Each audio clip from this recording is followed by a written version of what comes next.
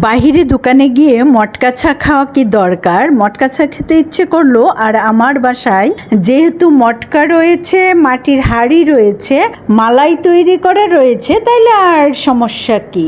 সঙ্গে সঙ্গে জটপট উঠে তৈরি করে ফেললাম মটকা চা। যখনই সিদ্ধান্ত নিলাম যে মটকা চা আজকে খাবো, বাসায় তৈরি করেই খাবো, দোকানে যাব না, আর সঙ্গে সঙ্গে স্মিতাকে বললাম চলো কিচেনে মটকা চা তৈরি করি। সঙ্গে সঙ্গে তৈরি করে নিলাম ইয়াম্মি ইয়াম্মি মটকা চা। দেখেন কি যে মজা, সরমালাই এবং আলমন্ড এবং পিনাট দিয়ে। তো আমার মতো যারা যারা মটকা চা বাসায় তৈরি করে খেতে চান, সঙ্গে সঙ্গে কিচেনে চলে যাবেন, এবং সঙ্গে যদি থাকে গরুর খাঁটি দুধ, তাহলে দুধটাকে জাল দিয়ে একদম ঘন করে নিয়ে তার মধ্যে হচ্ছে চাপাতি দিয়ে আমার মতো বানিয়ে নিবেন মটকা চা।